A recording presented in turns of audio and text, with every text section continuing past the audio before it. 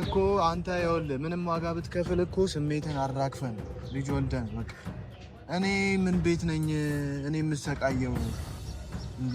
እንደምታስባት አይነት ልጅ አይደለችም። ከጀርባ ብዙ ዘመዶች አሉ። አዎ እሱንማ አውቃለሁ። ወንድሟ ይኸውልህ ጥይት ይዞ መጥቶ እንደዚህ ጭንቅላቴ ላይ አድርጎ ነው ያስፈራራኝ ነበር። ምንድን ነው ያልከው? ራሱ ብዙ ሰው ነው እያስፈራራኛለሁ በዙሪያዬ ታውቃለህ። በሱ ጉዳይ እኔ እኮ አውቀዋለሁ እኮ ይኸውልህ እሱን ጥይት ቢያቀባበልብህ አንተ ላይ ቅዘንን እያንበጫበጭክ ነው።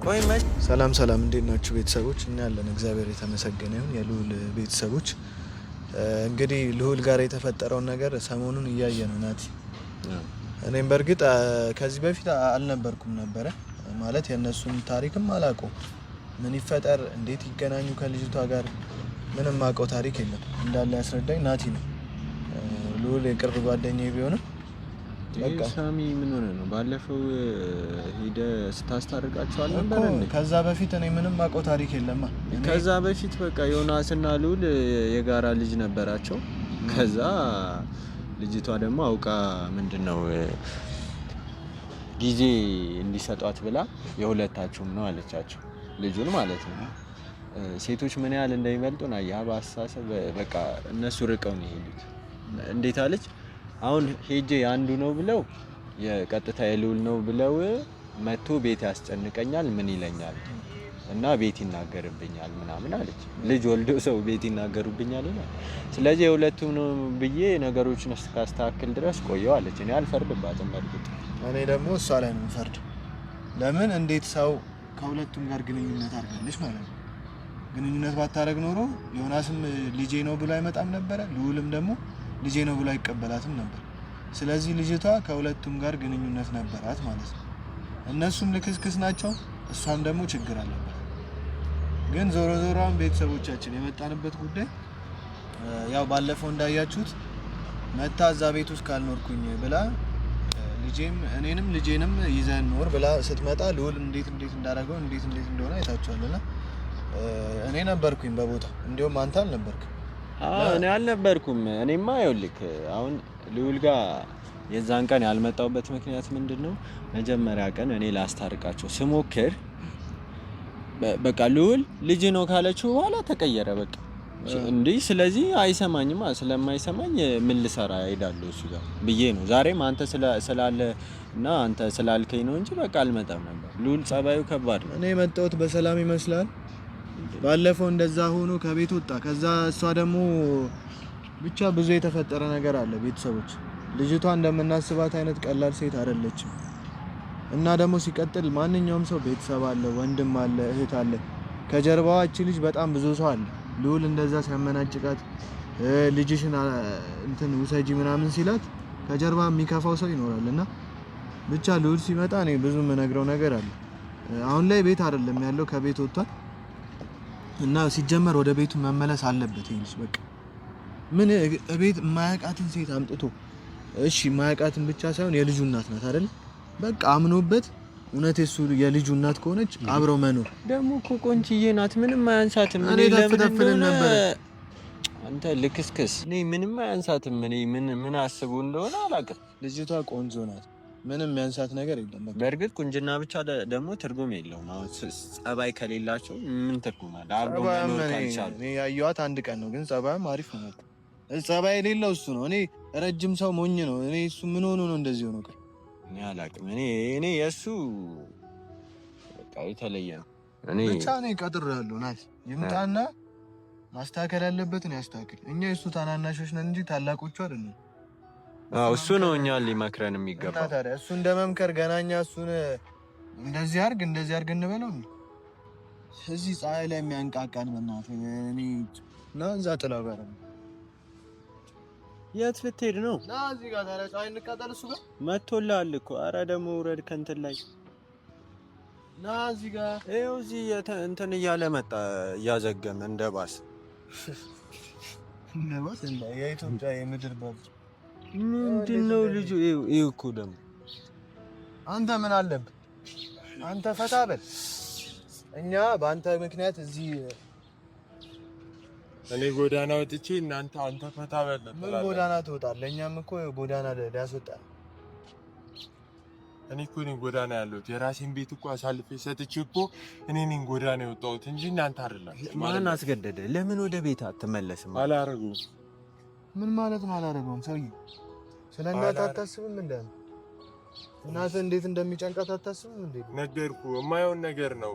አንተ እንዴት ነው አንተ ምንም ሳላረግ ፕሮግራም ሳላረግ እንኳ ነው ዘላ የገባችው አይደል እንዴ? አልነገረችኝም። የዋሸችኝ ነገሮች እኮ ብዙ ናቸው። ይሄን ማሰብ የነበረብህ ከመጋደም በፊት እሷ ጋር ስራ ስትልከሰከስ ቆይተህ አሁን ልጅ ይዛብህ ከመጣች በኋላ ልጅቷ እንደውሻ ማድረግ ተገቢ አይደል? በቃ አይደለም። ቆይ ስማ ሉል፣ እኔ ምልክ በቃ ልጅቷ እሺ ምንም አያንሳትም። ልጅ ወልደሃል፣ አብረህ ተኝተሃል አይደለ? በቃ አብረህ ኑር፣ ልጃችሁን አሳድጉ። አንድ ልጁን አሳድጋል እና እሷን ግን አልፈልጋት። ለምን? ምን ያንሳታል? እኔ እኮ ግራ ይገባል። ቆይ ምክንያት ለምንድን ነው የማትፈልጋት ነው የኔ ጥያቄ። ብዙ ፋውል ነው የሰራችኝ። በዚህ አይነት ያልነገረችኝ ብዙ ነገር አለ። ልጁስ እሺ የኔ ይሁን አይሁን እኮ ማውቀው ታመር እኮ የለም። እምነት እኮ ነው አይደል እንዴ? አምኜን የተቀበል አባትነት እምነት በቃ። እና ታዲያ ሴቶችን ማመን ከባድ ነው። በርግጥ በልጅ ዙሪያ ምናምን ከማንም ጋር አብራ እየኖረች ከሌላ ወንድ ጋር ወልዳ ልትመጣ ትችላለች። አንተ ካልኩሌሽን ለሌ ጭንቅላቴ ላይ እንደዚህ እኮ ነው የሰራችብኝ እኮ። ስለዚህ በቃ ያለፈውን ነገር እርሳና በመሀላችሁ እኮ ልጅ አለ። ልጅ ሲኖር ደግሞ ብዙ ነገር ይተዋል። ገባክ? ስለዚህ እሱን ያለፈውን ነገር እርሳውና አብረህ መኖር ጀምራው። ሉል ወደ ቤት ተመልሰ ኑር። በቃ ጭራሽ ከማዘር ጋር ተጋፍታ አንድ አልጋ ላይ ትተኛለህ። አንተ እኮ አሁን ለማይታወቅ ሰውም እዚህ ጥለ መሄድ የለብህም። እኔ እነሱ ተግባብተው እኮ ሰላማዊ ህይወት እየኖሩ ነው እናትና እሷ። አንተ ዝም ብለህ ነው እንጂ እንደዚህ በቃ ያው ወንድ ልጅ ስለሆንክ የሆነ የወንድ ልጅ የሚይዘን ነገር አለ አይደለ? እሱ ይዞን የት ልትሄድ ነው? የት ነው የሚሄደው? ያሟል እኮ ጤነኛ እኮ አይደለም። እኔ እየፈራሁ ነው። እያወራን ትሄዳለህ። ምንድን ነው የምትፈራው? ቆይ ምንድነው? እኔ እኮ አሁን እሺ በዚህ ሰዓት እንደ ነገር ዞሮ ዞሮ እኔ ላይ ነው የሚደርሰው። ምን አርጌ ነው ደግሞ የኔ ነገር እናንተ ጋር የደረሰው? ጓደኞቼ ባተኑ ይሻላል ማለት እኔ ላንተ ዋጋ አልከፈልኩልህም። መልስልኝ እንጂ አንተ መልስልኝ። ቆይ እኔ እና ምን እያልክ ነው? ዋጋ እየከፈልኩ ነው ሰውዬ። ሳሚ ምን እያልክ ነው ያለ? ኧረ ተወኝ በእናትህ። እኔ ስቃይን እየበላሁ ነው። ምንድነው ስቃይ? ንገረኝ። ችግር ካለ እንዲህ ነው ችግሩ፣ እንዲህ ነው በለኝ። ስማ ችግርማ አለ። ችግራችንን ትተነው ነው እንጂ ለጊዜው ትተነው ነው ያንተን ችግር ለመፍታት የመጣ ነው እንጂ እኮ ችግርማ አለ ሞልቷል። እኔ ለራሴ ስንት ችግር አለብኝ። እናቴን ገና ጸበልም እያመላለስኩ ነው። በዛ ላይ ደግሞ ታውቃለህ፣ በቃ ናቲ የሚያውቃል ቤት ውስጥ ያለውን ችግር አለ። ሌላ ችግር አሁን በአንተ ምክንያት ተጨምሮብን ለምን እንሰቃያለን? ያንተ እኮ በጣም ቀላል እኮ ነው። በቃ ቆንጆ ሚስት ልጅ ወልዳለህ መጣች፣ ቤት አስገብተህ እሷን እንትን እያልክ መኖር ነው። አዎ ስንት የሚያስጨንቀን ነገር አለ። ጭራሽ የሚለኝን እየሰማ ነው። እሱ ይቀልዳል። ሰላማዊ ሰው አይደለም። እውነት አንተ ላይ ታመምከው ገኔ አይደለች። ዞሮ ዞሮ በእናትህ አሁን ልነግራቸው የመጣሁት ነገር አለ። እኔ ያለሁበትን ነገር እኮ ብታውቁ እኮ እንደዚህ አትሉኝም። እኔ ካለሁበት አይብስም።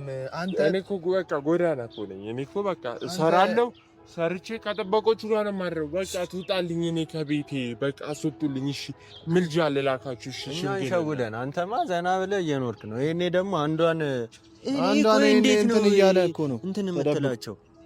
እንዴት ነው ረጅም ነው። ሴቶች ደግሞ ቁመት ይወዳሉ። እና እኔ አጭር ነኝ። እኔ ምንድን ነኝ እንዴ? ሳሚ ለምንድን ነው እንደዚህ እንትን የምትለው? እኔ ከሴት ጋር የተኝ ታውቃለህ? እንደው እቺ ልጅ በድንገት ለተፈጠረ ነገር እኮ ነው እዚህ ጋር ዋጋ እየከፈልኩ ያለሁት እኮ። አንተ ይኸውልህ ምንም ዋጋ ብትከፍል እኮ ስሜትን አራግፈን ልጅ ወልደን በቃ እኔ ምን ቤት ነኝ እኔ የምሰቃየው እንዴ? እኔ እሺ ቆይ እኔ ቤት ልቀይር እንዳለ አሁን ያለሁበት ሁኔታ ጥሩ አይደለም። እናቴም ያለችበትን ታውቃለህ። እሺ ችግር አለ ንገረኝ። ችግር ካለ እንዲህ ነው ችግሩ፣ ይሄ ነው ችግሩ ብለህ ንገረኝ፣ አስረዳኝ። በቃ ልጅቷ በጣም ከባድ ሰው ናት። እንደምታስበው አይነት ሰው አይደለችም። ወንድሟ መጥቶ ነበር ቤት ድረስ።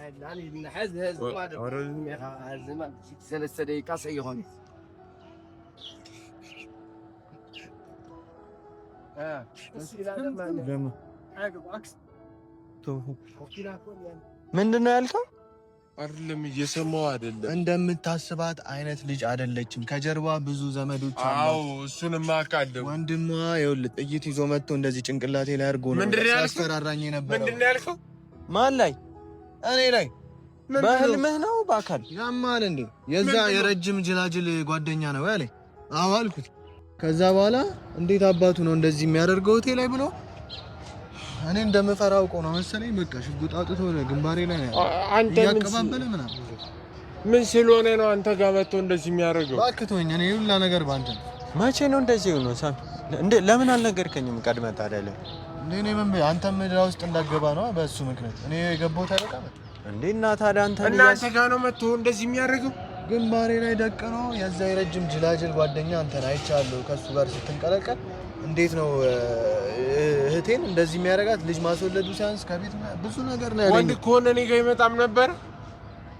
አንተ ፈሳ ምን ያላቀም እኔ ጋር ይመጣም ነበር ወንድ ከሆነ። እኔ ሳሚ አንተ እዚህ ጋር አንተም ብትሆን መናገር ነበረብህ፣ ግን እንኳንም አልነገርከኝም። እኔ ልውል እንደዚህ አይነት ችግር ውስጥ መግባት አልፈልግም ከዚህ በኋላ። እኔ ራሱ ብዙ ሰው ነው እያስፈራራኛለሁ በዙሪያዬ ታውቃለህ። በሱ ጉዳይ የምን በሱ ጉዳይ? በራሳችን በአንተ ባመጣኸው ጉዳይ ምናምን ራሱ ብዙ የሚያስፈራራኝ ሰው አለ። በቃ እኔ መሮኛል። እኔ ችግር ውስጥ የከተተችኝ እቺ ልጅ ነች። እኔ በምን ልላቀቃት? እኔ ችግር አለ። በቃ ግባ፣ ወደ ቤት ቀጥ ብለህ ግባ። አገለኝም እንዴ? አገል እሺ፣ እሱ ሲገልህ ሬሳ ይገባል እና ያለን እሱ ወንድ ነው፣ እናት ወልደዋለች። ውጪ ሆነህ አይደለም እኮ እንደዚህ ማለት ያለብህ። ተደብቀህ ከቤት ወጥተህ ተደብቀህ ምናምን አይደለም እንደዚህ መፎከር ያለ። እኔ እኮ ወንድ ልጅ እኮ ምንድነው እንደዚህ እንትን የሚለው? ኧረ እባክህ እኔ እኮ አውቀዋለሁ እኮ። ይኸውልህ እሱን ጥይት ቢያቀባበልብህ አንተ ላይ ቅዘንን እያንበጫበጭክ ነው። ቆይ መች ነው አንተ እንደዚህ ሆነ? ስማ መች ነው እንደዚህ ያለው? ሲጀመር ቤትህን የታውቁት ነው የመጣው። ስላላገኘሁት ነው። ቤትህን የታውቁት ነው የመጣው። ቤቴን ያውቀዋል አንተ ሰውዬ። ሰውዬው ከባድ ነው። የሆነ ከህግ ጋርም እንደዚህ ከመንግስት ጋርም ግንኙነት አለው። የሆነ ደህንነት ምናምን እኮ ሊሆን ይችላል። አሁን ዝም ብለህ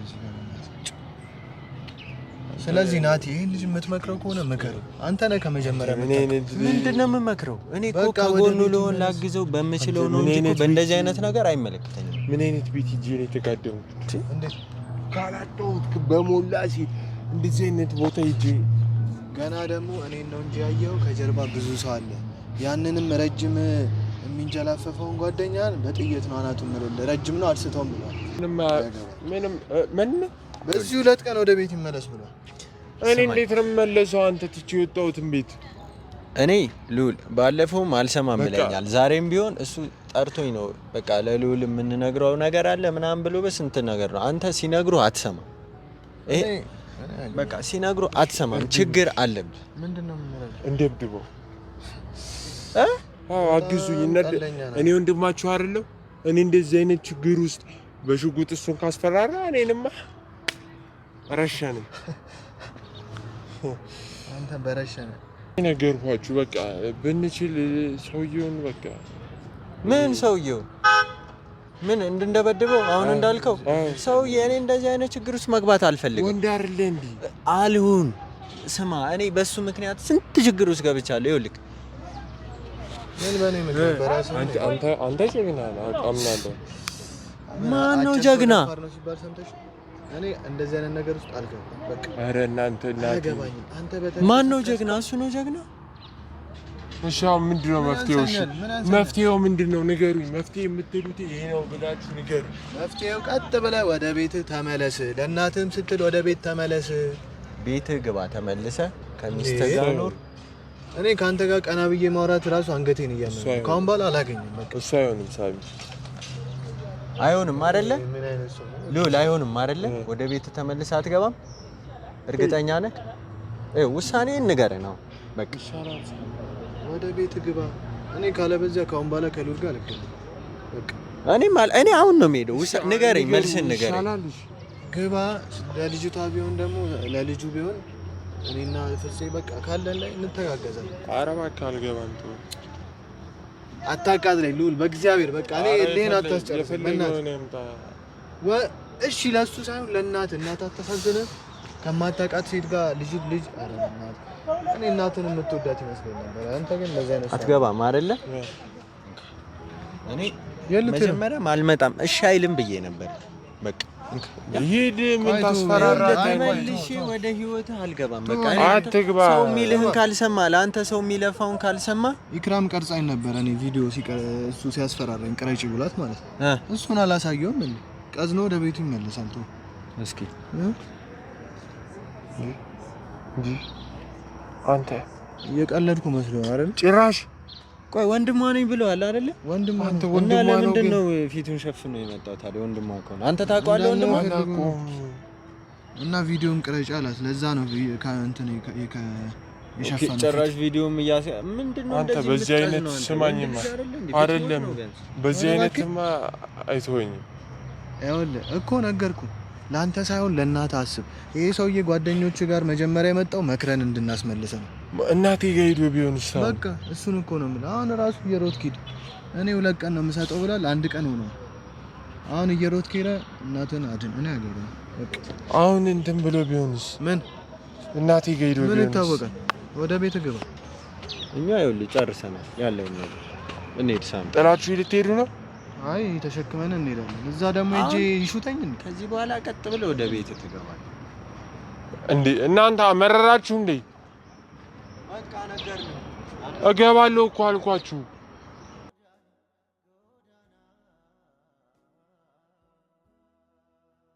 እንደነዚህ አይነት ጓደኛ ነው ያለኝ።